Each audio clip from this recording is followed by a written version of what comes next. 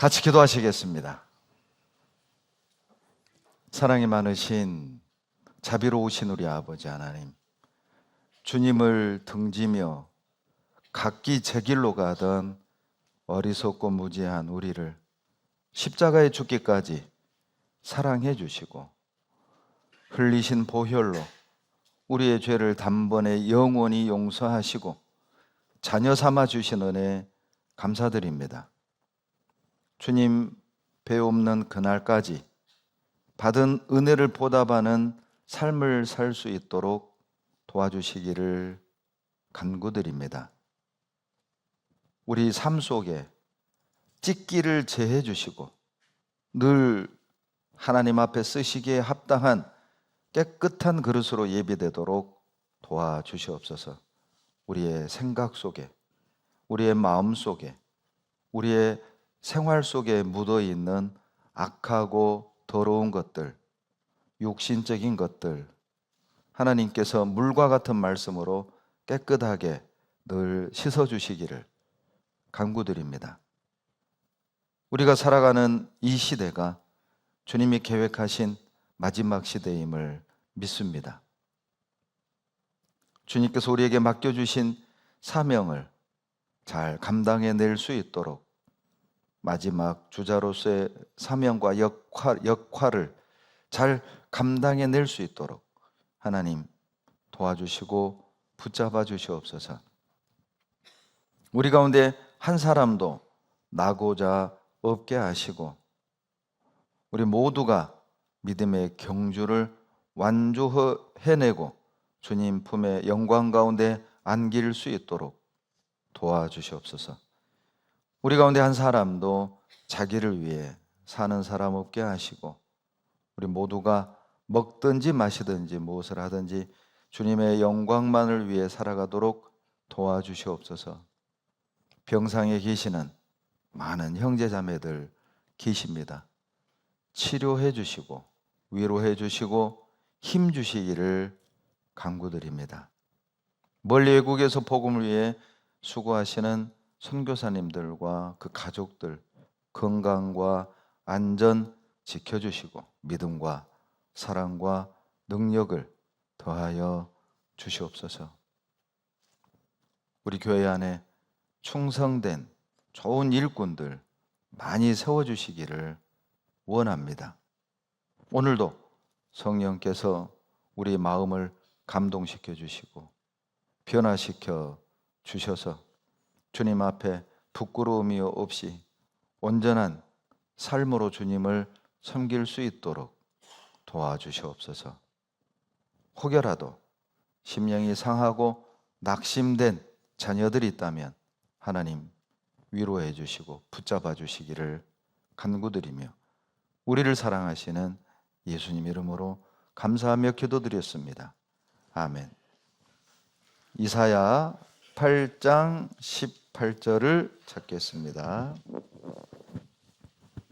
이사야 8장 18절입니다.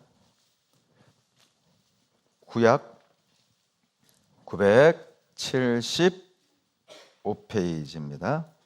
이사야 8장 18절 같이 읽겠습니다.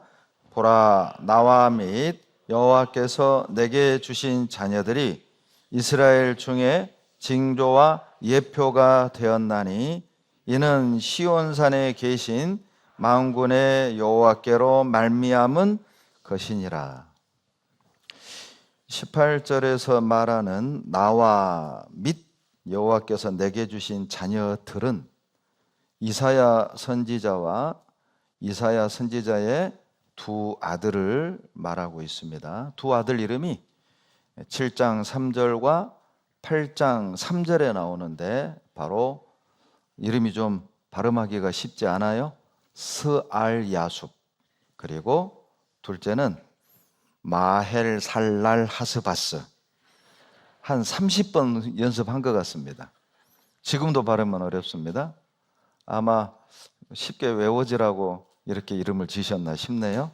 스알야숲과 마엘살랄 하스바스, 이 이사야의 두 아들이 그 시대의 징조와 예표가 되었다는 것입니다. 이 징조가 사인이고요, 예표가 심벌이거든요.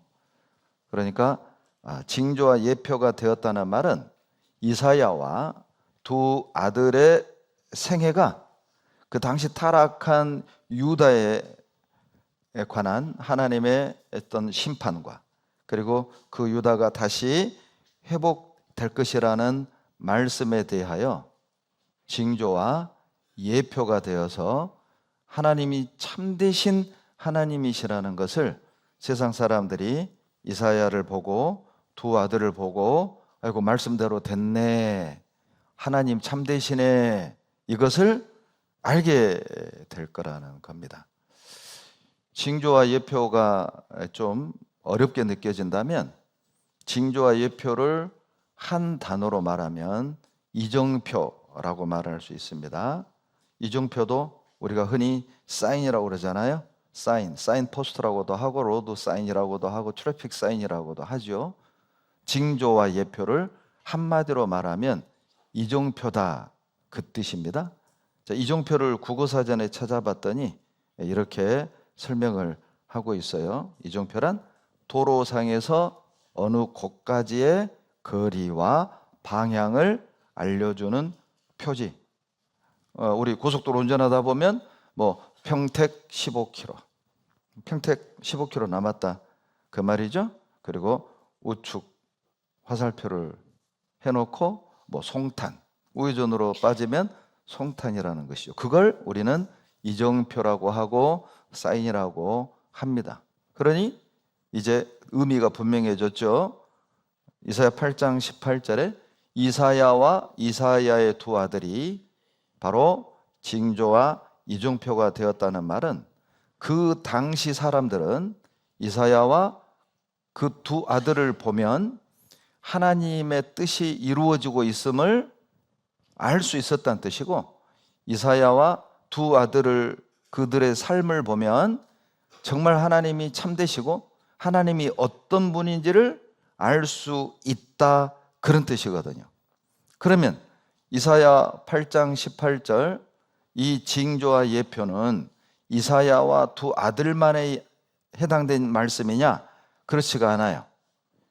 이사야 8장 18절을 신약 히브리서 2장 13절에서 인용을 합니다. 이렇게 인용을 합니다. 나와 및 하나님께서 내게 주신 자녀라 하셨으니. 이사야 8장 18절에서는 나와, 여호와께서 내게 주신 자녀들이, 이렇게 되어 있는데 히브리서 2장 13절에서는 그걸 그대로 인용을 합니다. 나와 및 하나님께서 내게 주신 자녀들이라 하셨으니. 거기서 말하는, 히브리서 2장 13절에서 말하는 하나님의 자녀들이란 구원받은 주의 자녀들, 그리스도인을 말하는 것입니다.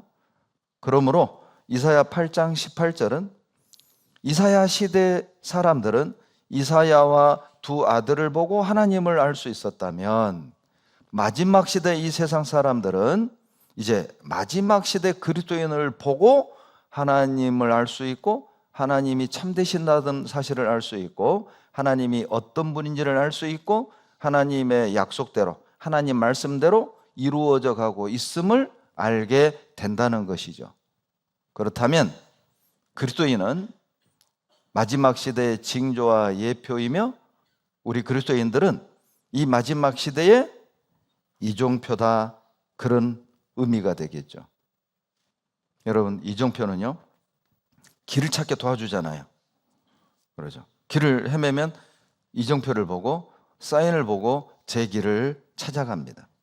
방향을 알려주잖아요. 길을 찾게 하고 방향을 알려주는 것이 이정표라면, 이 세상의 어둠 속에 헤매는 얼마나 많은 사람들이 있습니까? 진리의 길을 알지 못하고 생명의 길을 알지 못하고 각기 제 길로 가는, 헤매는 사람들이 얼마나 많아요. 방황하는 사람들이 얼마나 많습니까? 시편 107편 4절에도 저희가 광야 사막 길에서 방황하며 거할 성을 찾지 못하며, 이게 오늘날 세상 사람들의 모습이잖아요.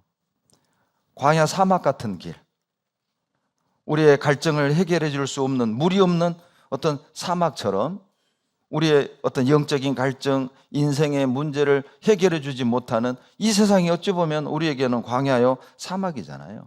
그 길에서 방황하고 헤매는 인생들에게 이 시대의 그리스도인들이 이종표가 돼야 한다는 겁니다. 무슨 뜻이죠? 나를 만나는 사람들은 나를 보고 하나님을 알 수 있어야 하고, 나를 만나는 사람들은 나를 통해 진리의 길로, 영생의 길로 주님께로 안내되어져야 한다는 겁니다. 그것을 이사야 8장 18절을 통해서 말씀하시는 거예요. 사단은 어떻게 하든 이종표를 가리는 겁니다. 여러분 어때요? 가끔요, 운전하다 가보면 이 사인이 흐려가지고 말이에요. 에?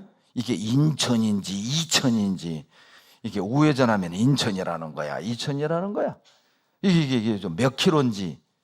여러분 그런 경험, 제가 춘천에 가가지고요, 춘천 이제 그 속초로 몇 년 전에 이제 휴가 기간에 이제 가다가 이 사인이 흐려가지고 엉뚱한 길로 들어선 적이 있거든요.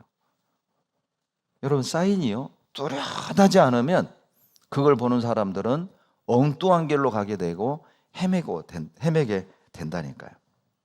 마귀는요 어떻게 하든 마지막 시대에 이종표가 돼야 할 우리 그리스도인들의 삶을 흐릿하게 말해요. 이거 구원받은 것인지 아닌 것인지, 이 사람 믿는 사람인지 안 믿는 사람인지, 이 사람 사는 거 보면은 도대체 이게 하나님이 있는 것인지 없는 것인지 헷갈리게 살게 한다니까요. 마귀는 어떻게 하든 이종표를 가리는 겁니다. 이종표가 가려져야만 계속 사람들이 방황할 거 아니에요. 계속 사람들이 헤맬 거 아니에요. 이사야 7장을 한번 봅시다. 이 마귀가 하는 일이 이종표를 가리는 일을 하거든요. 이사야 7장 1절을 보면, 우시아의 손자요 요담의 아들인 유다 왕 아하스 때에 아람 왕 르신과 르말리아의 아들 이스라엘 왕 베가가 올라와서 예루살렘을 쳤으나 능히 이기지 못하니라. 여러분 이 아하스 왕은요 우리가 아는 그 유명한 히스기야 왕의 아버지입니다.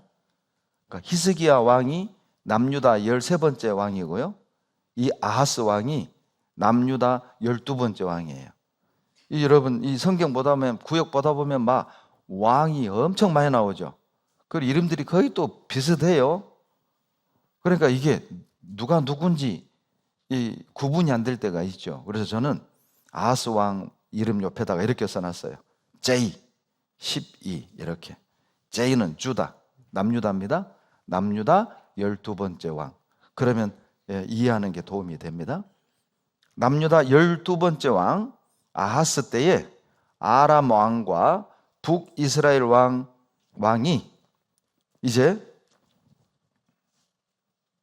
동맹을 맺고 남유다를 쳐들어온 거예요.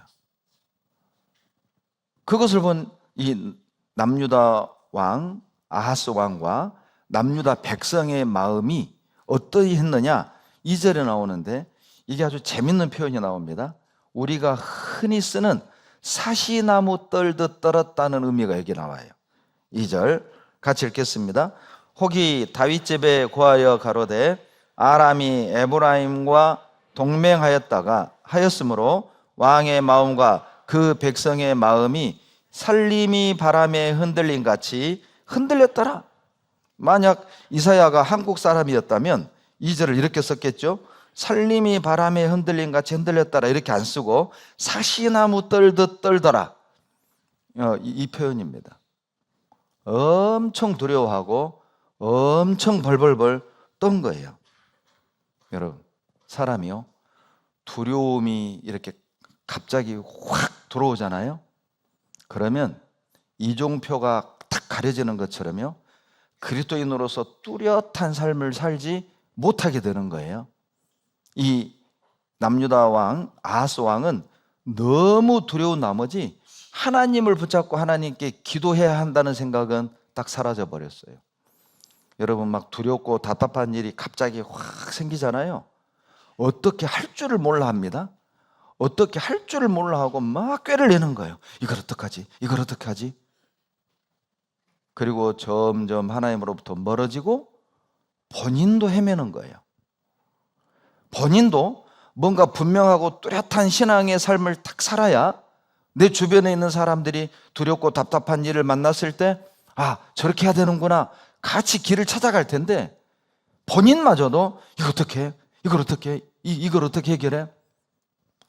이렇게 두려워 벌벌벌 떨어버리면 백성마저도 함께 떨었다고 돼 있잖아요. 왕이 벌벌벌 떠니까 백성도 같이 벌벌벌 떨고 우왕좌왕 하는 거예요. 그리고 그 결과 이제 꾀를 내는데 그래, 야, 이 아수르가 힘이 세다고 해서 아수르에게 가서 도와달라고 하자. 하나님의 백성이 우상 숭배하는 아수르를 의지합니다. 7장 4절 한번 보시죠. 7장 4절 보면은요, 그에게 이르기를 너는 삼가며 종용하라. 아람 왕 르신과 르말리아의 아들이 심히 노할지라도 연기 나는 두 부지깽이 구루터기에 불과하니 두려워 말며 낙심치 말라. 하나님이 이사야에게 일러준 겁니다. 너는 가서 아하스 왕에게 얘기해라. 야, 두려워 마. 뭐 아람 왕과 북이스라엘 왕이 동맹을 맺어서 엄청난 군대가 뭐 예루살렘 쳐들어오지만은 걱정하지 마. 그거 타다 꺼져버린 그 부지깽이처럼 그거 확 꺼져버릴 거니까 내가 그거 해결해 줄 테니까 너 두려워하지 마. 얘기해 줬단 말이죠. 그리고 뭐라고 말하냐면 4절에 종용하라. 4절에 너는 삼가며 종용하라. 이 종용하라가 무슨 뜻입니까? 조용하라 이게 아닙니다. 종용하라고 돼 있어요. 신중하라 그 말이에요. 그냥 우왕좌왕 어찌할 줄 몰라 당황해하지 말고 좀 차분하게 기도하고 좀 냉정하게 정신을 좀 차리고 좀 기도하면서 이게 하나님 뜻이 뭔지 어쩌다가 이 일이 일어났는지 어떻게 이런 엄청난 일이 발생이 됐는지 좀 기도 가운데 좀 이유도 찾고 하나님의 뜻이 뭐고 계획이 뭔지 좀 차분하고 신중하게 정리해봐라. 그 말이거든요. 왜냐하면 내가 감당하기 어려운 당황스럽고 두려운 일이 순식간에 일어나면 그냥 우리도 멍해지잖아요. 이 제정신이 아닌 게 되는 겁니다. 어떨 때는 하염없이 눈물만 나오고 어쩔 때는 그냥 하염없이 한숨만 나오고 그냥 다 싫어지고 다 포기하고 싶고 이게 훅 올라오잖아요. 그러면 이정표가 될 수 없다는 겁니다. 그런 나를 보고 내 가족이나 내 이웃들이나 어떻게 하나님을 알고 진리의 길로 돌아올 수 있겠냐 말이죠. 너도 헤매고 다 헤매게 된다. 그러니까 그러지 말고 그럴 때 더 종용하라. 좀 차분하게 기도하고 좀 차분해질 필요가 있단 말이에요. 왜요? 여러분 딱 두려워하잖아요. 곁길로 갑니다. 두려워하잖아요. 타협합니다. 두려워하잖아요. 반드시 실패합니다. 두려워하잖아요. 올무에 탁 걸린다니까요. 잠언 29장 22절에 잠언 29장 25절에 사람을 두려워하면 올무에 걸린다고 그랬잖아요. 올무는요 특징이 벗어나려고 발버둥 칠수록 쫙 쪼여오는 거잖아요. 네. 두려운 일이 생기고요. 내 능력으로 어떻게 할 수 없는 답답한 현실을 만났을 때 그냥 인간적으로 발버둥 치고 육신적으로 막 발버둥 치잖아요. 해결될 것 같아요. 더 조여올 겁니다. 더 나를 괴롭게 할 겁니다. 더 답답하게 할 겁니다. 그러니 좀 종용하게, 좀 차분하게, 좀 신중하게 그럴 때 더 무릎을 꿇으라고. 더 하나님께 물어보라고. 이 일을 허락하신 이유를, 이 고난을 나에게 허락하신 이유를, 이 가난을 나에게 주신 이유를, 이 실패를 주신 목적을 좀 더 기도해 보라고. 그런데 아하스 왕의 귀에 이 말이 안 들어오는 겁니다. 사람이 너무 경황이 없고요, 너무 당황스럽고요, 너무 막 답답한 일이 생기잖아요. 형제자매들이 찾아와서 하나님이 함께 하신다고, 하나님이 도와주실 거라고, 하나님이 무슨 뜻이 있을 거라고 얘기해도 안 들어와요. 안 들어옵니다. 그 위로가 안 됩니다. 당해보시면 알아요. 그때 내가 하나님께 이렇게 탁 신중하지 않으면, 정용하지 않으면 그냥 말씀이 내 안에 안 들어오는 거예요. 이사야 7장 한번 봐보세요. 7장 7절로 9절 보면, 주 여호와의 말씀에 이 도모가 서지 못하며 이루지 못하리라. 이 도모가 6절이거든요. 남유다 왕을 패해버리고 다브엘의 아들을 왕으로 대신 세우자, 이게요 아람 왕과 북이스라엘 왕의 동맹을 맺으면서 세운 계략이거든. 아하스 왕 죽여버리고 패해버리고 저 다브엘의 아들을 왕으로 세우자, 그리 쳐들어온 거거든. 그런 계획, 그런 이방인들의 계획이 절대 이루어지지 못한다, 내가 막는단 말이죠. 근데 안 들어가는 거야. 아하스 왕 귀에 안 들어가는 거야. 벌벌벌 떨고 있고 우왕좌왕하고 있고 어찌할 바를 몰라 하고 있고 안 들어오는 거예요. 그래서 이 아하스 왕의 결론이 뭡니까? 아수르 왕을 의지했잖아요. 놀랍게도 아수르 왕이 와서 도와주긴 했습니다. 아람 왕을 쳐 죽이긴 했어요. 그런데 아람 왕을 죽이고 이스라엘까지, 남유다까지 쳐들어가려고. 북이스라엘도 망했지만 또 다른 문제가 발생이 된 거예요. 생각지 않은 문제가 발생이 된 거예요. 이중표다운 삶을 통해서 지금 나를 당황하게 하고 지금 나를 두렵게 하고 지금 나를 고통스럽게 하는 이 문제를 하나님의 방법으로 해결하지 않으면, 인간적인 방법으로 이것을 해결하려 들 때 이 문제는 해결되지만 또 다른 문제가 생긴다니까요. 후회할 일이 생긴다니까요. 8절 보시죠. 8절에 7장 8절입니다. 대저 아람의 머리는 다메섹이요 다메섹의 머리는 르신이며 에브라임의 머리는 사마리아요 사마리아의 머리는 르말리아의 아들이라도 65년 내에 에브라임이 패하여 다시는 나라를 이루지 못하리라. 만일 너희가 믿지 아니하면 밑줄 그으세요. 믿지 아니하면 밑줄 그으세요. 그리고 당구장 표시하세요. 믿지 아니하면 정령이 굳게 서지 못하리라 하셨다 할지니라.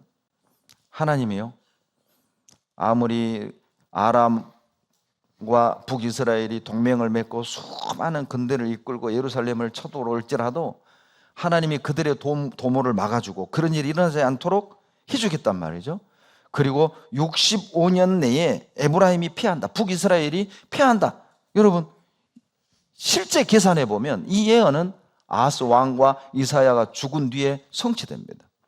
지금 이 사단이 난 때가 BC 734년이니까 65년 지나면 669년이잖아요.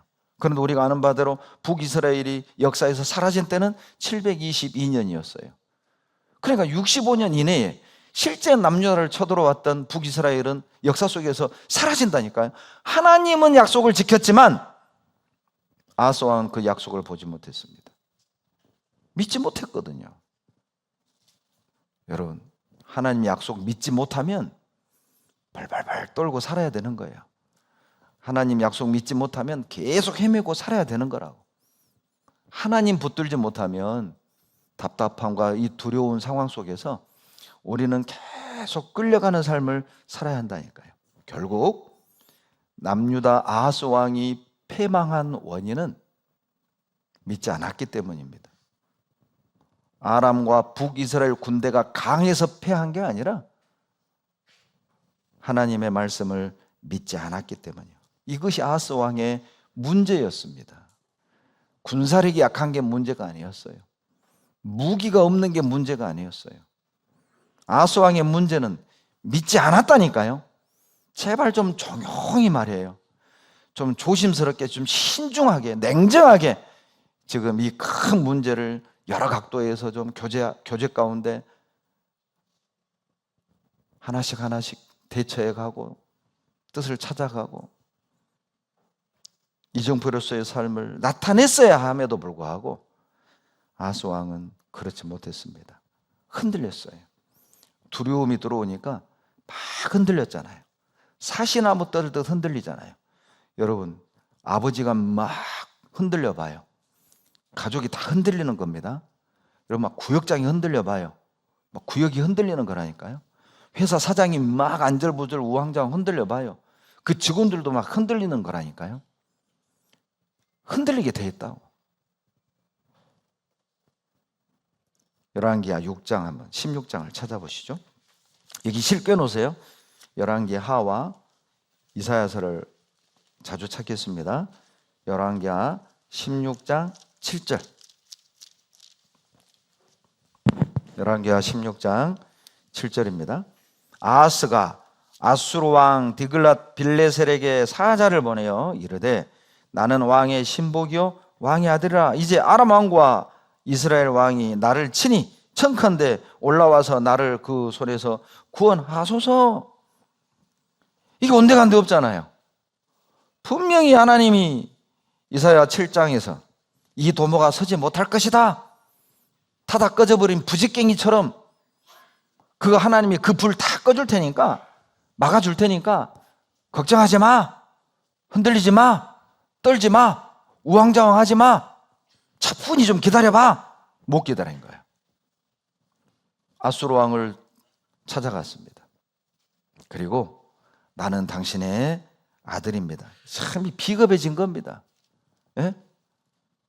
당신이 아버지 나라고 우리가 아들 나라 그 말이에요. 우리나라 역사를 보는 듯 하죠. 그러니 당신이 좀 저 아람 왕, 저 북이스라엘 왕 어떻게 좀 해달라고. 그리고 아수르가 이 디글랏 빌레셀 왕이요, 군대를 일으켜서 아람 왕을 쳐 죽여요. 9절 보시죠. 16장 9절입니다. 아수르 왕이 그 청을 듣고 곧 올라와서 다메섹을 쳐서 취하여 그 백성을 사로잡아 길로 옮기고 또 르신을 죽였더라. 아람 왕 르신을 쳐 죽였습니다. 도움을 줬죠? 이제 해결된 것 같죠? 급한 불 꺼진 것 같죠?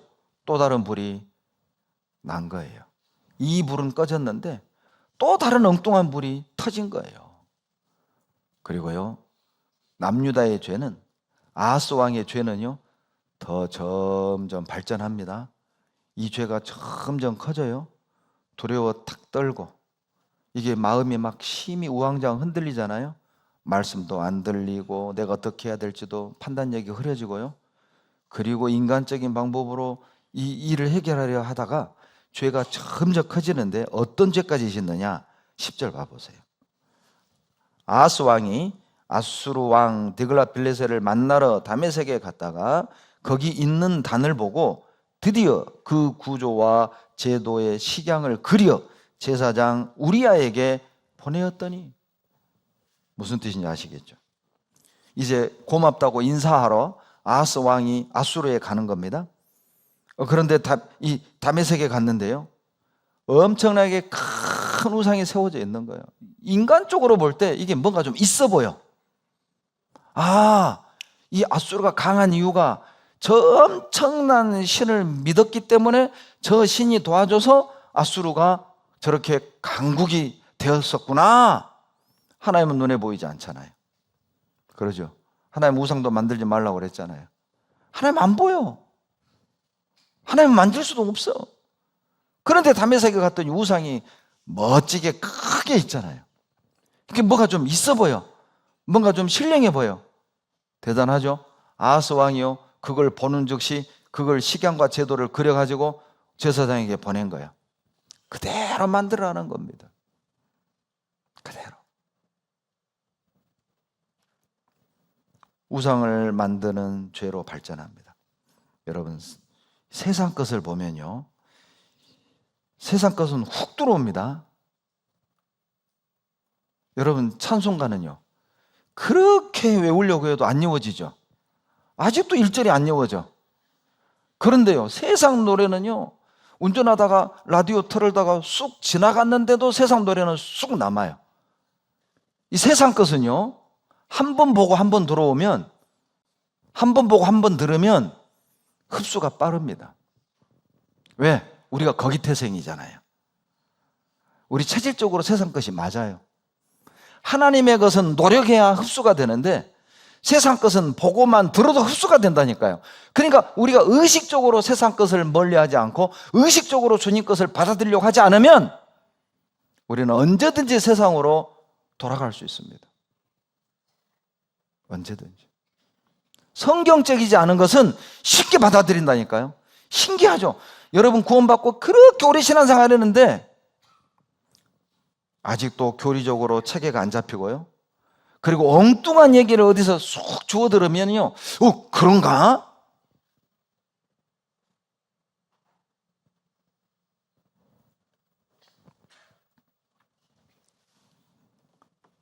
한양대의 어떤 교수는 토속신앙을 연구를 했습니다. 한양대 교수님. 그분이 무당을 연구했다니까요. 결국 무당이 됐습니다. 교수를 그만두고. 여러분, 뭔가를 무엇을 보느냐, 무엇을 듣느냐는 중요하다니까요. 야스 왕은요, 아수르에 가서 엄청나게 큰 우상을 본 거죠. 이 뭔가 있어 보이는 거예요. 뭔가 웅장해 보이고요. 이게 뭔가 거룩하게 보이고요. 이게 딱 자기 마음에 맞아. 자기는 이게 좋아, 이게. 구원받은 분들도 그러잖아요. 구원받고 그렇게 신앙생활 오래 했으면서요, 나중에 어떤 문제가 탁 들어오잖아요. 나는 이게 좋아, 이게. 딴 것이 좋아, 딴 것이. 딴 것이 마음에 들어. 우리 것은 별로야. 그런 시험이 확 온다니까요. 역대하 28장 한번 봐보십시오. 해결된 것 같죠? 아하스 왕이 어때요? 아수르 왕의 도움으로 이제 아람 왕 죽였으니까 이제 뭐 화평하고 평안할 것 같죠? 절대 그렇지 않다니까요. 역대하 28장 봐보세요. 절대 속지 말라니까요.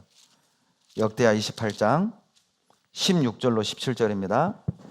다 같이 읽겠습니다. 그때에 아하스 왕이 아수르 왕에게 보내어 도와주기를 구하였으니 이는 에돔 사람이 다시 와서 유다를 치고 그 백성을 사로잡았으며 블레셋 사람도 유다의 평지와 남방 성읍들을 침노하여 메세베스와 아얄론과 그데롯과 소고와 그 동네와 딥나와 그 동네와 김소와 그 동네를 취하고 거기 가였으니 이는 이스라엘 왕 아하스가 유다에서 망령되이 행하여 여호와께 크게 범죄하였으므로 여호와께서 유다를 낮추십니다.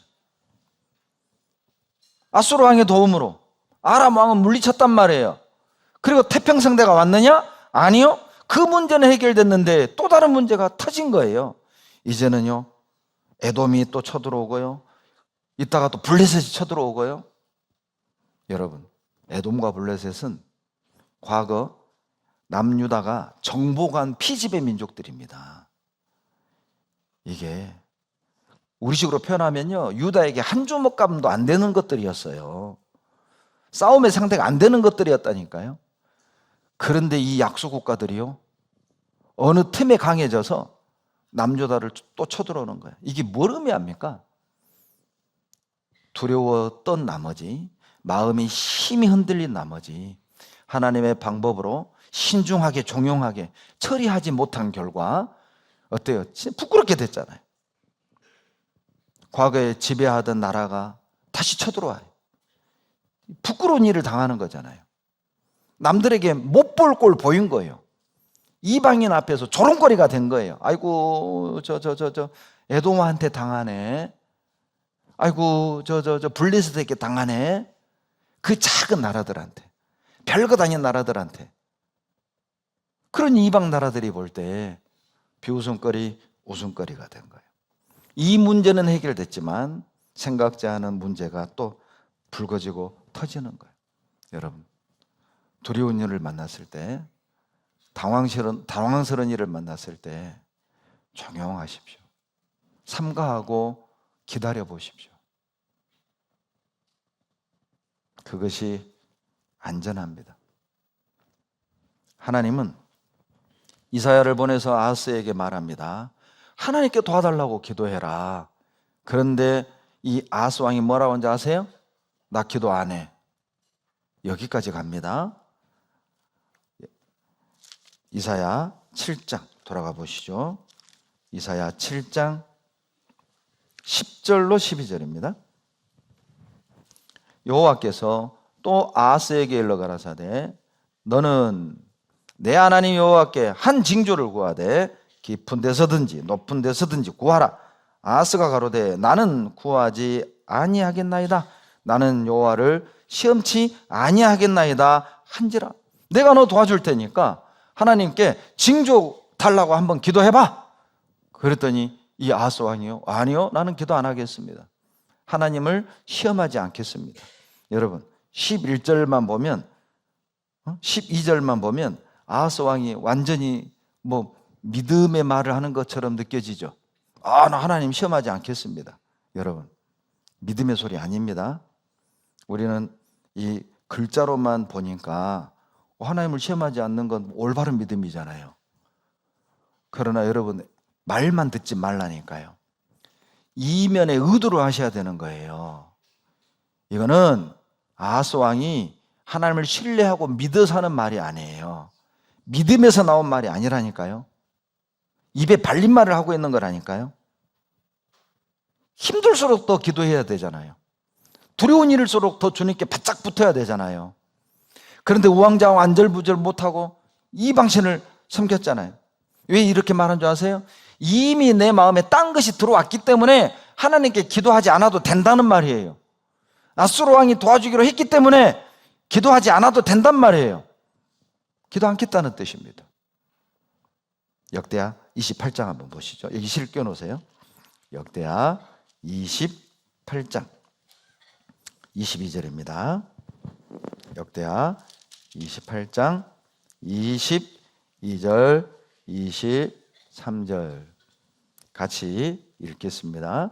이 아하스 왕이 권고할 때에 더욱 여호와께 범죄하여 자기를 친 다메섹 신들에게 제사하여 가로되 아람 열 왕의 신들이 저희를 도왔으니 나도 그 신에게 제사하여 나를 돕게 하리라 하였으나 그 신이 아하스와 온 이스라엘을 많게 하였더라. 여기 의도가 나오잖아요. 다메섹에 가봤더니 그 우상이 너무 화려하고 웅장하고 신령하게 보이고 능력 있어 보이고 말이죠. 그래서 그 우상에게 절을 했고 그리고 아수르 왕의 도움을 구했고 아수르 왕의 도움을 받았단 말이에요. 그래서 난 하나님께 기도하지 않겠다. 구하지 않겠다. 여러분 우리 마음에요. 하나님이 아닌 다른 것이 쏙 들어오면 기도 안 합니다. 하나님 의지 안 합니다. 그런데 그 아수르에게 다시 망하게 되었잖아요. 여러분 이 하나님의 방법이 아닌 이 세상을 의지하고 세상적인 방법으로 어떤 문제를 해결하잖아요. 잠깐 동안은 해결된 것처럼 보이지만 부메랑으로 돌아와서 나를 더 괴롭게 한다니까요. 나를 더 두렵게 한다니까요. 어찌 보면요, 이걸 우리식으로 적용시켜 보면 아하스 왕은요, 야 내가 이제까지 하나님 섬겼는데 아람에게 시달려, 에돔에게 시달려, 북이스라엘에게 시달려, 블레셋에게 시달려. 이건 뭐 내가 하나님 믿고 좋은 게 뭐가 있어? 잘된 게 뭐가 있어? 아니 그런데 야 저 아람, 아수르 저 우상 저 나라를 보면 아니 저 나라는 우상 숭배한데도 저렇게 강하고 잘 살고 말이지? 내가 잘못 믿었나? 내가 예수 믿어가지고 우리 집안이 지금 이렇게 됐는가? 내가 괜히 구원 받아가지고 집에 이렇게 되는 게 없는 것 같아. 그런 뜻입니다. 이 뜻이 지금. 여러분 혹시 그렇게 생각해 보신 적 없으세요? 나는 괜히 구원받아가지고. 여러분, 이렇게 생각하셔야 됩니다. 구원받았기 때문에 그나마 그 정도인 거라고. 구원 안 받았으면 어떠셨을 것 같으세요? 아마 풍비박산 날 수도 있잖아요. 아하스왕은요, 왜 기도하지 않았냐면 너무 급한 거예요. 아니, 지금 아람과 북이스라엘이 쳐들어와서 죽게 생겼는데 징조를 구해달라고? 징조를 구하라고? 무슨 징조가 필요해? 지금 얼른 와가지고 좀 저것들 싹 죽이고 뭔가 좀 액션을 해줘야지. 눈에 보이는 뭔가 결과물을 보여줘야지. 이제 지금 징조 달라고 하면 나는 언제 저 아람과 북이스라엘을 물리친단 말이야. 나는 급해. 나에게 중요한 건 기도가 아니야. 나에게 중요한 건 기다림이 아니라고. 나에게 중요한 건 지금 당장 우리 집안에 있는 이 문제를 해결해 달라고요. 좀 언제까지 기다리라고요? 지금 당장 우리 가족 구원해주고 돈도 좀 주고 직장도 좀 주고 장가도 보내주고 뭔가 좀 눈에 띄는 결과를 달라고. 결과를 언제까지 기도하란 말입니까? 급해 죽겠는데 내가 지금 기도하는 기간이 10년이 넘었는데 또 기도하라고? 지쳐버린 거예요. 이사야 7장 보십시오. 이사야 7장 11절. 이사야 7장 11절. 너는 내 하나님 여호와께 한 징조를 구하되. 징조 구하라고 하니까 아니 뭔가 결과물을 주셔야지. 액션을 취해 주셔야지. 에? 징조를 구하라고? 아이고 나 참 마음에 안 든 거예요. 이 하나님 방법이 마음에 안 든 거예요. 나는 급해 죽겠는데 한시라도 빨리 좀 이 문제가 해결되고 이 상황에서 좀 벗어났으면 좋겠는데 하나님은 참아라, 기다려라, 뜻이 있다, 계획이 있다. 안 들어오는 거예요. 8장 17절입니다. 이사야 8장 17절 같이 읽습니다. 이제 야곱 집에 대하여 낯을 가리우시는 여호와를 나는 기다리며 그를 바라보리라. 여러분 무슨 말이죠? 하나님을 믿지 않는, 하나님을 의지하지 않는 사람을 향해서 하나님 낯을 가려워요. 그런 하나님을 나는 기다리겠다. 이사야가 한 말입니다. 나는 너희들에게 하나님의 말씀 다 전해줬어. 하나님 뜻 다 전해줬어. 근데 너희들이 믿지 않았어. 나는 할 만큼 다 했다. 이제 하나님이 어떻게 역사하는지 나는 기다리며 볼 것이다. 이 뜻입니다. 기다리십시오. 하나님의 낯이 가려지지 않게 하십시오. 여러분 급할수록 더디 가셔야 됩니다. 잠언 19장 2절에 발이 급한 사람은 그릇 간다고 그랬잖아요. 급할수록 좀 차분하게 기도하시고 앞뒤 좌우 살펴보시고 마음 추스리고 그렇게 가셔야 된다니까요. 잠언 29장 20절에 너가 언어에 조급한 사람을 보느냐? 그보다 미련한 자에게 오히려 바랄 것이 있느니라. 무슨 뜻인지 아시겠어요? 급한 사람에겐 바랄 것이 없다는 뜻도 되고요. 급한 사람이 제일 어리석은 사람이다. 그 뜻도 되고요. 어리석은 사람에게 뭘 기대하겠어요? 급한 것이 가장 어리석은 모습입니다. 여러분 답답하시죠? 모든 사람들은 어때요? 각자 마음에 다 자기 짐이 하나씩 있다고. 수고하고 무거운 짐진 자들아. 우리는 다 수고하고 살잖아요. 얼마나 수고하고 삽니까? 얼마나 우리 마음을 짓누르는 짐들이 많습니까? 그래서 예수님이 필요한 겁니다. 그래서 교회가 필요한 거예요. 그런데 안타까운 건 그 짐 때문에 헤매. 그 짐 때문에 방황해. 그 짐 때문에 멀어져. 기도에서 멀어지고 말씀에서 멀어지고 교제에서 멀어지고. 여러분 무거운 짐을 질수록 말씀 앞에 나오십시오. 무릎을 꿇으십시오. 교회 안에 들어오셔야 돼요. 왜요? 내가 너희를 쉬게 하리라. 쉬게 해 주실 거니까. 그거 믿으면 위기가 기회가 되는 거고, 그거 안 믿으면 위기는 더 큰 위기가 될 것이고. 놀랍지 않습니까? 내가 믿으면 위기가 기회가 된다니까요. 아하스 왕은요, 지금 자기 문제에 대한 심각성을 몰랐습니다. 그러니까 구하지 않는 거예요. 아직도 뭐 심각하게 생각 안 해. 이사야 7장 13절에요. 이사야 7장 13절에 같이 읽습니다. 이사야가 가로되 다윗의 집이여 청컨대 들을지어다. 너희가 사람을 괴롭게 하고 그것을 작은 일로 여겨서 또 나의 하나님을 괴로우시게 하려느냐? 하나님을 믿지 않는 것이 작은 일이 아니란 말이에요. 아수를 의지하는 것이 이게 이 작은 죄가 아니란 말이에요. 우상을 보고 만들어서 남유다의 그 우상을 만들게 한 이 죄가 이게 작은 게 아니란 말이에요. 그런데 작은 일로 여기는 거예요. 쉽게 생각을 하는 겁니다. 크게 생각을 안 하는 거예요. 징조 구하기를 거절하고 하나님의 은혜를 어때요? 철저히 무시했잖아요. 아하스 왕이 말해요. 나 구하지 않겠다고. 이거 무시한 거거든요. 나 하나님 도움 필요 없다고. 나 기도 안 한다고. 나 교제 안 한다고. 나 봉사 안 한다고.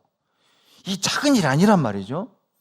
그런데 아하스 왕은 대수롭지 않게 생각한 거예요. 내가 지금 상황이 이런데 내가 그렇게 하겠어? 내 처지가 이런 것을 나보고 그렇게 하라고? 당신 같으면 그렇게 할 수 있겠어요? 이게 흔히 마음에 있는 거예요. 뭐 이럴 수 있지 뭐. 기도 안 할 수 있지. 봉사 안 할 수 있지 뭐.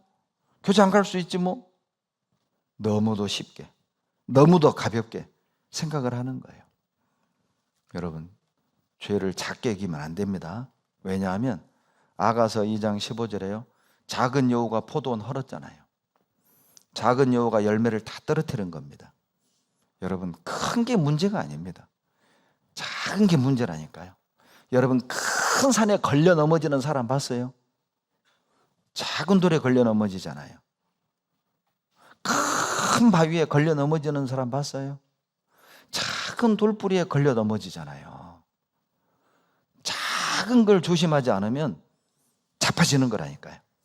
전도서 10장 1절에 죽은 파리가 향기름으로 악취가 나게 하는 것 같이 적은 우매가 지혜와 존귀로 패하게 하느니라. 여러분, 큰 게 문제가 아닙니다. 작은 파리 하나가요, 어때요? 짬뽕에 들어갔어요. 옛날 같으면 건지고 먹습니다. 그렇죠. 그때는 춥고 배고팠으니까 건지고도 맛있어요. 파리에 단백질이 딱 녹아 들어갔기 때문에. 그러나 요즘은요, 어지간하면 바꿔주세요. 이거 다시 내워주세요. 작은 게 문제라니까요. 작은 게.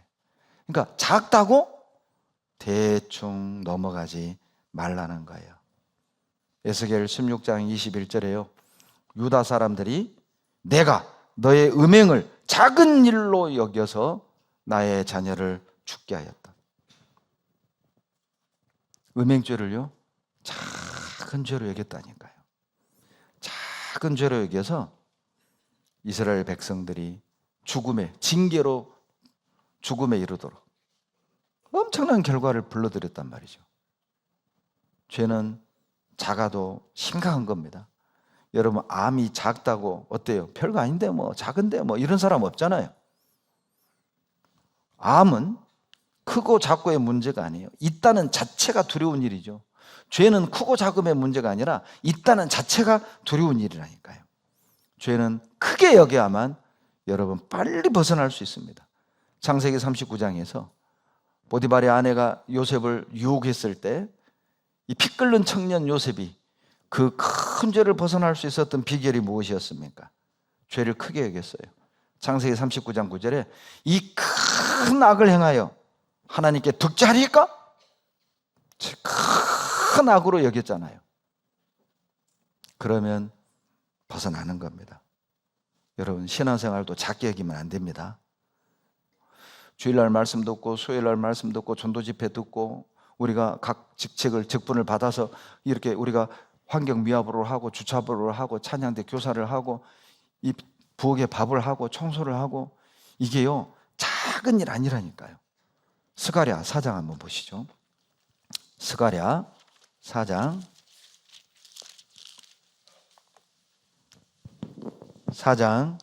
10절. 스가랴 4장 10절. 같이 읽겠습니다. 작은 일의 날이라고 멸시하는 자가 누구냐? 이 일곱은 온 세상에 두루 행하는 여호와의 눈이라. 다림줄이 스룹바벨의 손에 있음을 보고 기뻐하리라. 여러분, 학계 스가랴 선지자는 예루살렘 성전을 재건할 때 활동했던 선지자들입니다. 처음 솔로몬 성전을 봤던 사람들이 다시 재건되는 이 성전을 보면서요 너무 실망스러운 거예요. 초라하거든. 그 웅장한 솔로몬 성전을 보다가 이 초라한 재건되는 성전을 보면서 속이 상한 거예요. 그것을 안 스가랴 선지자를 통해서 10절에 작은 일의 날이라고 멸시하는 자가 누구냐? 이걸 작은 일로 생각하는 사람 누구냐 말이에요. 작은 일이 아니라는 거예요. 교회 안에서 이루어지는 모든 일은요 작은 일이 절대 아닙니다. 여러분, 우리 수양에 참석하는 거요 그거 작은 일 아닙니다. 우리 내일부터 있는 청년 집회 참석하는 거 그거 작은 일 아니라니까요. 큰 일이라니까요. 구역 모임, 오늘 또 말씀 점심 후에 회별 모임 있죠. 그거 봉사의 어머니의 은장의 청년의 그 회별 모임 그거 작은 일 아니라니까요. 여러분, 누가 모든 일에 동참하는 줄 아세요? 큰 일로 생각하는 사람들이에요. 큰 일로 생각하는 사람들은 모임 안 빠진다니까요. 수요일 안 빠진다니까요. 근데 작은 일로 생각하면 쉽게 빠지는 거예요. 작은 일로 이기는 자가 누구냐? 누구요? 여기 누구? 저요? 그러지 말아요. 네? 큰일 나는 거예요. 큰 일이라니까요. 시편 111편 봐보세요. 시편 111편 2절. 시편 111편 2절.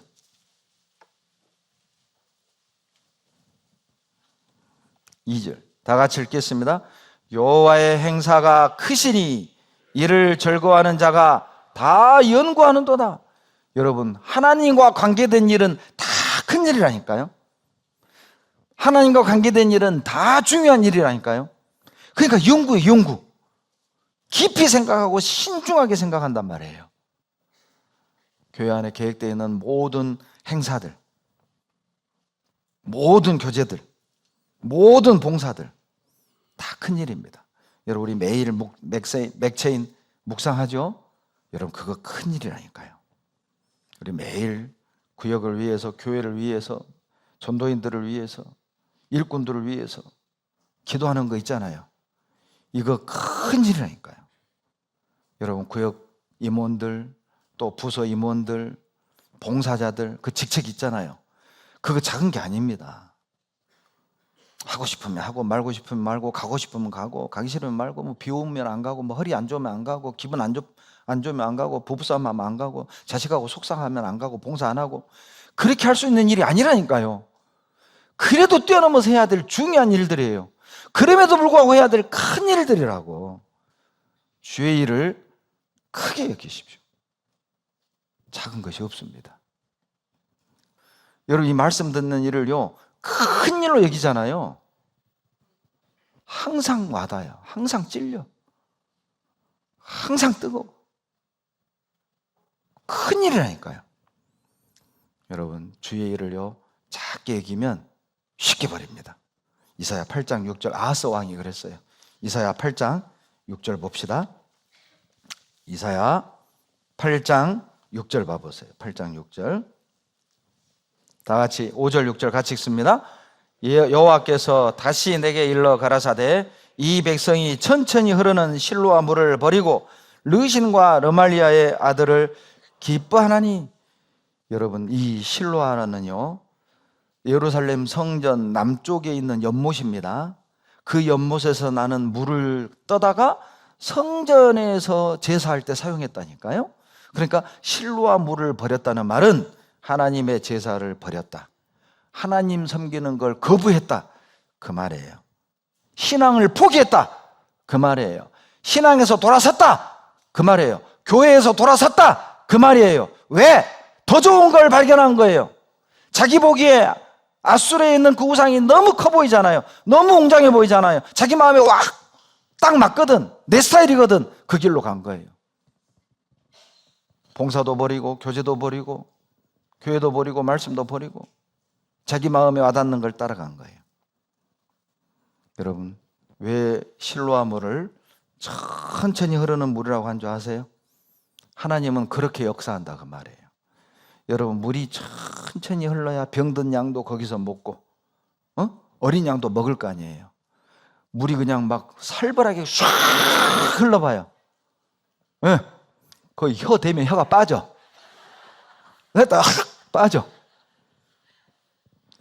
그걸 어떻게 그게 물을 먹어요? 그러니까 어떤 양도 와서 먹을 수 있도록 천천히 잔잔히 흐르는 물이다 그 말이에요. 그리고요, 티가 안 나. 잔잔히 흐르니까 요란하지도 않잖아요. 소리도 안 들려. 그것이 있는지도 몰라. 막 쏴 흘러내려야 저기 뭐가 있나 보다 알 텐데, 하나님의 역사는, 하나님의 임재는 여러분 믿음을 가지고 깨어 있어야만 느낄 수 있습니다. 깨어 있지 않으면 하나님이 역사하는 것도 몰라요. 하나님이 이 가운데 있는 것도 모른다니까요. 그리고 요란한 데 찾아가는 거예요. 자기 보기에 좋은데 거기 하나님 있는 줄 알고 가는 거라고.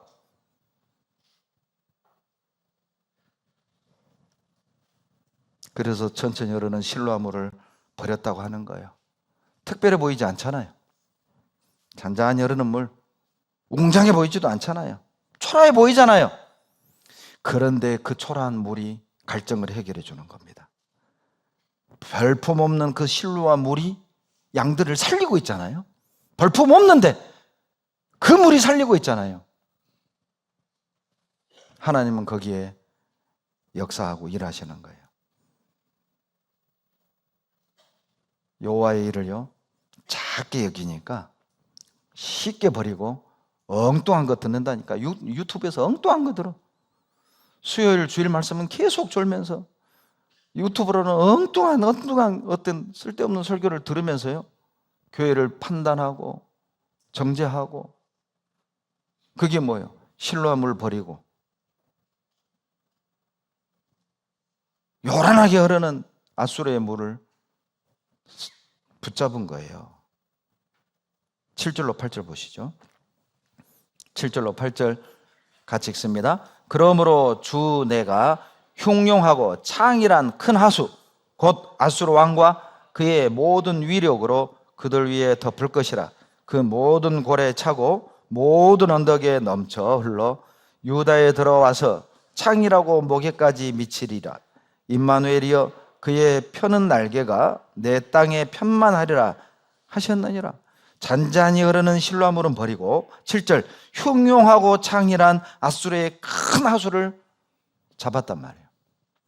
앗수르로 갔다 그 말이에요. 왜? 요란하게 흐르거든. 웅장하게 흐르거든. 그러니까 뭐가 있어 보이거든요. 내 마음에 탁 와닿거든요. 주의 일을 작게 여기지 마십시오. 주의 말씀을 작게 여기지 마십시오. 수요 말씀을 작게 여기지 마십시오. 여러분, 수요 말씀은 교리적인 체계를 세워주는 말씀이에요. 주일 말씀은 제가 교리적인 얘기를 할 수가 없습니다. 왜냐하면 여기는요 구원 안 받은 분도 와 계시고요 신앙이 약한 분도 와 계신단 말이에요. 그러니까 생활적인 내용을 얘기할 수밖에 없어요. 그런데 수요일은요 교리적인 내용을 쭉 다뤄주고 있잖아요. 그러니까 수요 말씀 들으면 내가 뭘 믿고 있는지가 명확해진다니까. 그러니까 수요 말씀 안 듣는 분들이 이단에 많이 빠집니다. 수요 말씀 안 듣는 분이 쓸데없는 설교 듣고 성경을 오해하는 경우가 많다니까요. 꼭 들으십시오. 교리적인 체계가 딱 세워져요. 네. 엄청난 공부 같아요. 네. 보리밥도 먹고 쌀밥도 먹어봐야 될 거 아니야. 그래서 하나님은 돌아올 수 있는 징조를 주셨습니다. 이사야 8장 18절 보시죠. 이사야 8장 18절 봐보세요. 보라, 나와 및 여호와께서 내게 주신 자녀들이 이스라엘 중에 징조와 예표가 되었나니. 경고한 겁니다. 나를 봐라. 우리 자식들을 봐라. 우리를 보면은 하나님의 뜻이 이루어지는 걸 보게 될 거다. 하나님 말씀대로 되는 걸 알게 될 거다. 하나님이 참되심을 알게 될 거다. 이사야와 이사야의 두 아들을 이 당시 이종표로 주신 것처럼, 여러분, 이 당시 사람들은요, 이사야를 봐야만 하나님을 알 수 있었던 겁니다. 이 당시 사람들은 이사야를 통해서만 하나님께 가까이 나갈 수 있었다니까요. 여러분, 이삭 시대에서는 이삭을 통해서 하나님을 알 수 있었던 거죠. 창세기 26장 찾습니다. 창세기 26장 28절. 창세기 26장 28절입니다. 창세기 26장 28절 같이 읽겠습니다. 그들이 가로되 여호와께서 너와 함께 계심을 우리가 분명히 보았으므로 우리의 사이 곧 우리와 너의 사이에 맹세를 세워 너와 계약을 맺으리라 말하였노라. 여러분, 지금 이 말을 누가 하냐면 블레셋 왕 아비멜렉이 이삭에게 한 말입니다. 앞장을 쭉 읽어보면은요, 이삭이 판 우물마다 이 블레셋 사람들 와가지고 이거 우리 거야, 우리 거야 뺏어냈어요. 여러분, 사막에서 우물은요, 이 생명이잖아요, 생명. 그런데 달라는 대로 다 양보하고 또 다른 데 가면 파면은 물이 나오고 또 다른 데 가서 파면 물 나오고. 여러분, 지하수 파는 거 어려운 겁니다. 지하수 파가지고요, 먹을 만한 물 나올 확률이 많지가 않아요. 그런데 이삭이 파기만 하면 물이 나오네. 아비멜렉이 본 겁니다. 야, 이삭이 말하는 하나님이 이삭과 함께하고 있구나. 지금 그 내용이에요. 28절. 여호와께서 너와 함께 하심을 우리가 분명히 보았단 말이죠. 그러니 우리 싸우지 말자, 우리 약속하자. 무서운 거예요. 하나님이 함께 하신 걸 딱 보니까 무서운 거예요. 그러니까 우리 서로 싸우지 말자, 화평조약 맺은 거라니까요. 여러분, 이삭 시대 사람들은 이삭을 보면 하나님 알 수 있었습니다. 우리 시대 사람들은요, 우리를 보면 하나님 알 수 있어야 됩니다. 다윗 시대에는요, 다윗을 보고 하나님을 알 수 있었잖아요. 아사 왕 시대에는요, 역대하 15장 9절에 아사 왕을 보고 하나님이 그와 함께 계심을 보고 알았단 말이죠. 그렇다면 마지막 시대 방황하고 헤매는 사람들은요, 마지막 시대 그리스도인들을 보고 하나님을 알 수 있어야 합니다. 마지막 시대 세상은 나를 보고 하나님을 알고 하나님을 만날 수 있어야 합니다. 여러분, 우리 자신을 보십시오. 이정표로서 뚜렷한 삶을 살고 있습니까? 지금의 나를 보면 내 가족이, 내 직장 동료가, 내 이웃이 하나님을 알 수 있겠습니까? 진리가 뭔지 거듭남이 뭔지 여러분 알 수 있겠습니까? 마지막 시대에 이종표가 되어야 합니다. 히브리서 2장 13절 찾습니다. 히브리서 2장 13절.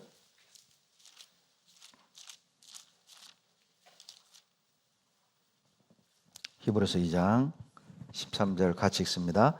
또다시 내가 그를 의지하리라 하시고 또다시 볼지어다 나와 및 하나님께서 내게 주신 자녀라. 예, 이사야 8장 13절을 여기 인용하고 있잖아요. 여기서 말하는 하나님께서 내게 주신 자녀들은 그리스도인을 말하고 있잖아요. 결론은 그리스도인들이 하나님의 징조, 예표라는 뜻이잖아요. 그리스도인이 이 세상의 이정표란 뜻이 되는 거잖아요. 그러니까 고린도후서 2장 14절로 15절에 항상 우리를 그리스도 안에서 이기게 하시고 우리로 말미암아 각 처에서 그리스도를 아는 냄새를 나타내시는 하나님께 감사하노라. 하나님 그리스도를 아는 냄새를 우리를 통해 나타내게 한다는 말이 무엇입니까? 우리의 말을 보고 우리의 행동을 보고 우리의 생활을 보고 사람들이요 그리스도를 알게 된다 그 말이에요. 냄새가 나야 돼. 냄새가 나야 돼. 한번 냄새 맡아봐봐요. 그리스도의 냄새가 나나? 예? 예? 냄새가 좀 나야 된다니까요. 제가 서울중앙교회에 있을 때요, 어떤 집사님이요, 비 오는 날 말씀 끝나고 집에 걸어가는데 횡단보도를 건너가는데 트럭이 빗길에 횡단보도를 걷는 사람들을 싹 밀었습니다. 수많은 사람이 같은 병원에 입원을 했습니다. 이 기사 아저씨가요, 병실을 찾아다니면서 합의해달라고. 그런데요, 어떤 사람은 순복음교회 다니고 어떤 사람은 어떤 장로교 다니고 그 집사 권사들이요, 그런데 안 해주는 거예요. 합의금 더 달라고 안 해주는 거예요. 이 기사 아저씨가 절망을 하고 이제 우리 집사님 병실에 들어왔습니다. 합의해달라고. 근데 집사님이요, 그 아저씨 손을 딱 잡고, 아저씨 걱정하지 마세요, 하나님이 도와주실 거예요, 두 말 안고 사인을 해주더래요. 이 아저씨가 눈물을 쭉 흘렸답니다. 야, 이런 사람이 다 있냐. 그리고 교회 와서 말씀 듣고 구원받고, 그 가족이 다 구원받고, 그게 냄새잖아요. 그런데 구원받았다는 분들이 접촉사고 나가지고 쫓아나와가지고 눈을 어디다 두고, 절대 그러면 안 됩니다. 오히려 놀리셨죠? 괜찮아, 괜찮아. 이거 뭐 번번은 원래 기스나라고 있는 거요. 그냥 가세요. 얼마나 고맙겠어요. 그래야지. 이거 새 차인데 한 돈백 들어가겠는데 그냥 현찰로 주세요. 제가요, 화순에 있을 때 화순 전대병원에 전국에서 암 환자들 옵니다. 그거 암센터거든요. 그러니까 화순교회로 전국에서 전화가 와요. 병원 몇 동 몇 호에 우리 할아버지, 우리 어머니, 우리 뭐 형님 있는데 좀 상담 좀 해주세요. 그러니까 이게 아마 전국에 관내에 요양병원이 제일 많은 데가 화순일 겁니다. 암 전문센터가 있거든요. 그러면 이제 어떡할 거예요? 가야지.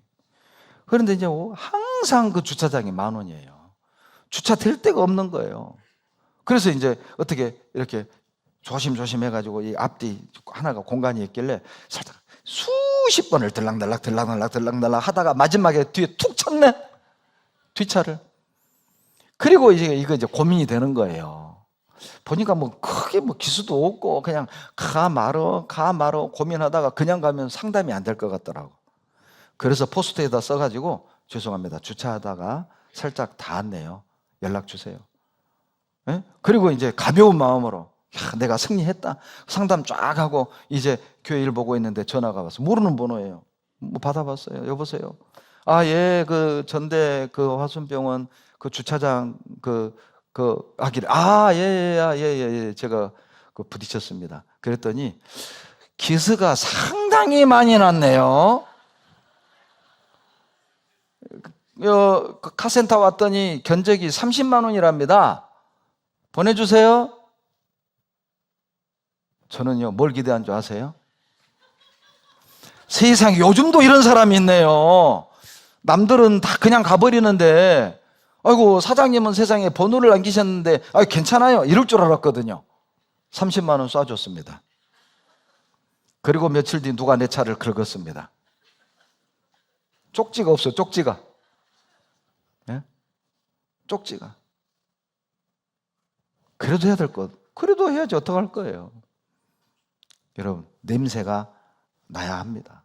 때로는요, 손에 봐야 돼요. 손에 봐야 냄새가 난다니까요. 손에 안 보고 어떻게 그래도 냄새가 나요? 내 거 다 챙기고 내 성질 다 부리고 어떻게 주님이 드러나요?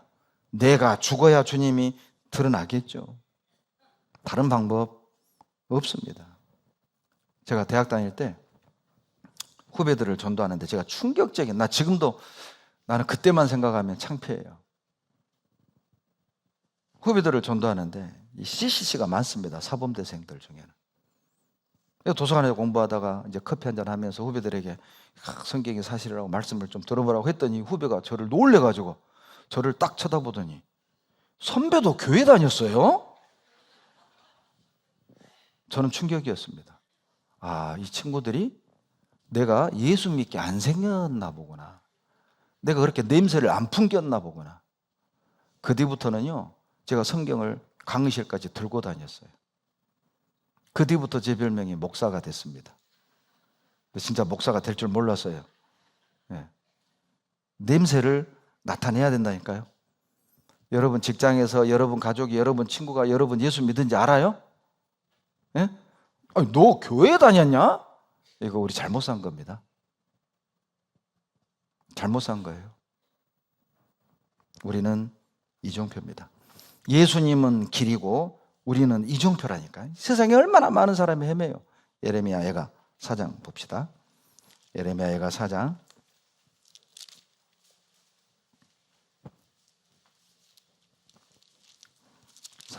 14절. 예레미야 예가 4장 14절. 같이 읽겠습니다. 저희가 거리에서 소경같이 방황하며 그 옷이 피에 더러웠으므로 사람이 만질 수 없도다. 예, 앞을 못 보는 소경처럼 어떻게 해야 될지 모르고 불안해하고 두려워하고 이리저리 헤매고 방황하는 얼마나 많은 사람들이 있습니까? 그들이 우리를 보고 주님께로 나올 수 있어야 됩니다. 아, 저렇게 사는 게 사는 거구나. 아, 저렇게 믿는 게 믿는 거구나. 아, 저렇게 살아야 되는 거구나. 비록 가진 것 없지만 아, 저렇게 사는 거구나. 잘난 건 없지만 아, 저렇게 사는 거구나. 그걸 보여줄 수 있어야 한다니까요. 전도는 들려주는 게 아니라 보여주는 겁니다. 들려주는 것보다 보여주는 것이 훨씬 강력합니다.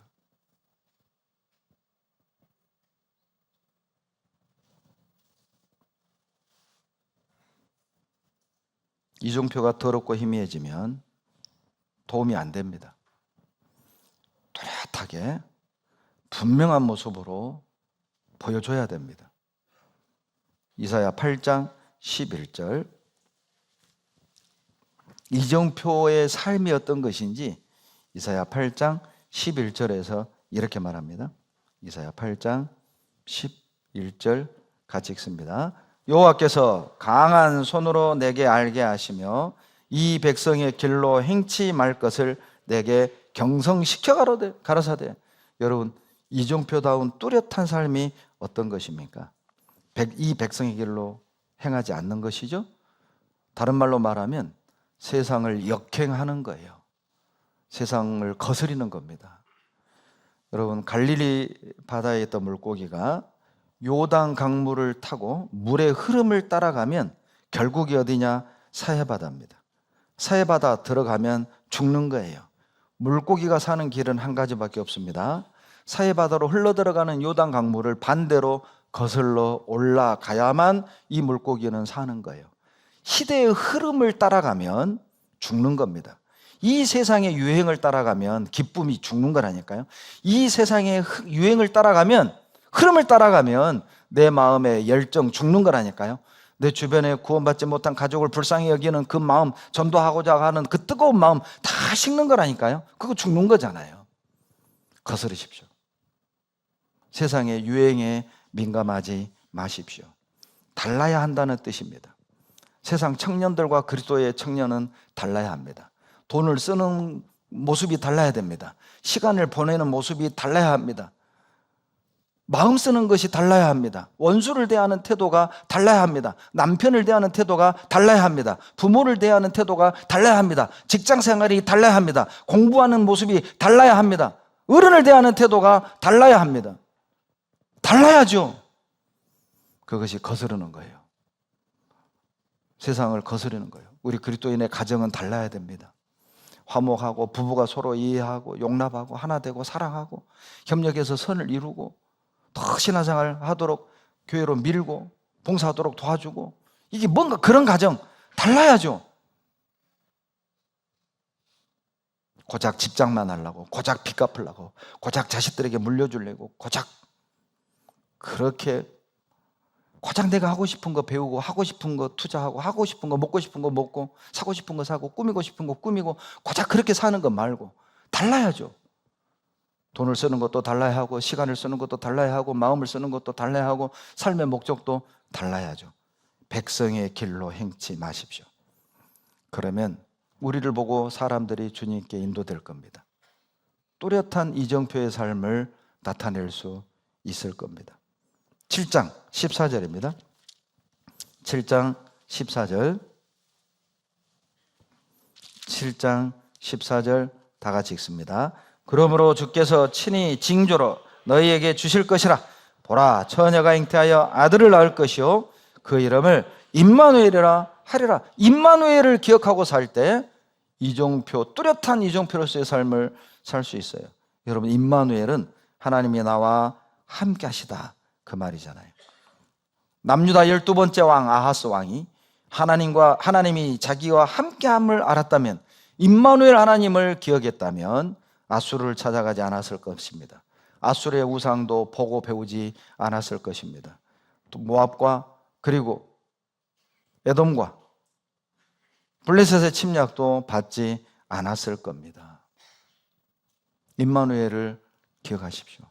여러분, 두렵고 답답하고 때때로 내 인생이 되지 않고 할 때 임마누엘을 기억하십시오. 하나님은 나와 함께하고 계셔요. 시편 23편 1절로 4절에 여호와는 나의 목자시니 내가 부족함이 없으리로다. 그가 나를 푸른 초장에 누이시며 실만한 물가로 인도하시는도다. 내 영혼을 소생시키시고 자기 이름을 위하여 의의 길로 인도하시는도다. 내가 사망의 음침한 골짜기로 다닐지라도 해를 두려워하지 않을 것은 주께서 나와 함께 하심이라. 여러분, 음침한 사망의 골짜기에 들어섰습니까? 너무 놀리지 마세요. 너무 당황하지 마세요. 너무 막 흔들리지 마세요. 주께서 나와 함께하고 계셔요. 그건 확실한 사실입니다. 믿으십시오. 그러면 나를 통해 주님이 드러날 겁니다. 그런 나를 보고 내 주변의 가족, 내 주변의 많은 사람들이 주님을 알게 될 거예요. 왜 가끔 하나님이 나를 칠흑 같은 어둠에 내팽개쳐진 것처럼 느껴질까요? 왜 하나님이 나에게 캄캄한 어두운 현실을 허락하시는 걸까요?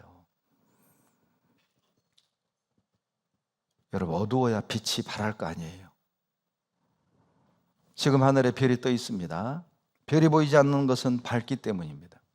왜 밤에 밤하늘에 별이 뜹니까? 낮에도 뜬 거예요. 밤에만 뜬 게 아닙니다. 캄캄해서 별이 비치는 거예요. 왜 하나님이 우리에게 인생의 어둠, 사망의 음침한 골짜기로 들어가게 하십니까? 그래야 주님이 빛날 거 아니에요. 주님은 나를 통해 빛나기 원하시는 거예요. 주님은 나를 통해 드러나기를 원하시는 거라고. 그래서 때로는 재산도 뺏어가 보고, 때로는 사랑하는 사람도 뺏어가 보고, 때로는 건강도 뺏어가 보고, 욥처럼 말입니다. 그런 나를 통해서 주님이 빛나기를 원하세요. 주님이 드러나길 원하시는 겁니다.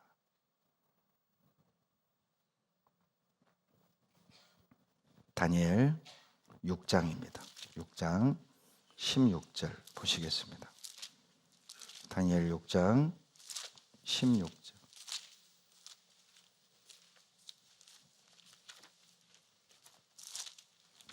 다니엘 6장 16절입니다. 다 같이 읽겠습니다. 이에 왕이 명함에 다니엘을 끌어다가 사자굴에 던져 넣는지라.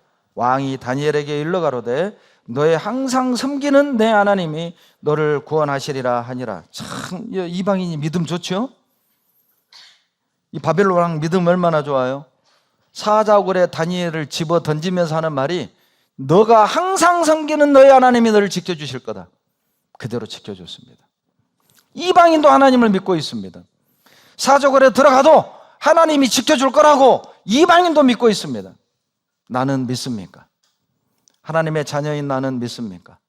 사자굴과 같은 답답한 굴 속에 우리가 지금 들어와 있잖아요. 하나님이 도와주실 것을 믿습니까? 어떻게 바벨론 왕은 다니엘을 통해 하나님을 알 수 있었을까요? 답이 16절에 나오죠. 항상 섬겼다니까요. 잘 되든 안 되든, 내 인생이 뜻대로 되든 뜻대로 안 되든, 술술 풀리든 안 풀리든, 뭔가 있든 없든, 성공하든 실패하든 상관없이 다니엘은 늘 잔잔하게 하나님 섬긴 거예요.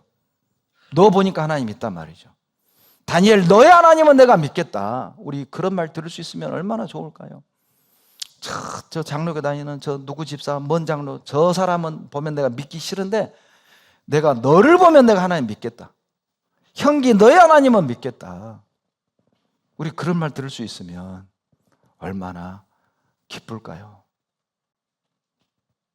다니엘은 어떤 상황 속에서도 크게 흔들리지 않고 크게 요동하지 않고 잔잔하게 하나님 기댔다니까요. 하나님이 드러난 거죠? 하나님이 빛난 겁니다. 다니엘은요, 변함없이 항상 하나님께 기도했어요. 6장 10절 가보세요. 6장 10절 다 같이 읽겠습니다. 다니엘이 이 조서에 어인이 찍힌 것을 알고도 자기 집에 돌아가서는 그 방에 예루살렘으로 향하여 열린 창에서 전에 행하던 대로 하루 3번씩 무릎을 꿇고 기도하며 그 하나님께 감사하였더라. 예, 어떤 상황에서도 하루 3번씩 지속적으로 계속 기도한 겁니다. 그걸 보면 야, 하나님 있다. 다니엘, 너의 하나님을 내가 안다. 여러분, 아직도 우리 주변에 어둠 가운데 헤매는 갈 바를 몰라 방황하는 많은 불쌍한 영혼들이 있습니다. 우리가 그들에게 이정표가 되어 줍시다. 우리를 보고 주님께로 돌아올 수 있도록, 우리를 보고 영생의 길로 돌아올 수 있도록 이정표가 되어 줍시다. 좋으신 하나님 감사합니다. 우리가 이 시대에 이정표가 되게 도와주십시오. 나를 보고 내 주변에 죄 가운데 헤매는 인생들이 주님께 돌아오게 해주십시오. 나를 보고 소망 없이 살아가는 사람들이 진리가 무엇인지, 믿음이 무엇인지, 하나님을 섬기는 것이 어떤 것인지 알고 돌아올 수 있도록 우리 모두를 들어 사용해 주시옵소서. 뚜렷한 모습으로 살아가도록 도와주십시오. 두려운 일을 만났을 때, 내 능력으로 어찌할 수 없는 일을 만났을 때 힘이 떨지 않고 조용히 삶과 기다리는 가운데 하나님의 약속을 의지하고 임마누엘 하나님을 붙들고 잘 감당해내는 모습을 통해 주님이 드러날 수 있도록, 향기가 더 멀리 퍼져나갈 수 있도록 도와주시옵소서. 우리를 사랑하시는 예수님 이름으로 감사하며 기도드렸습니다. 아멘.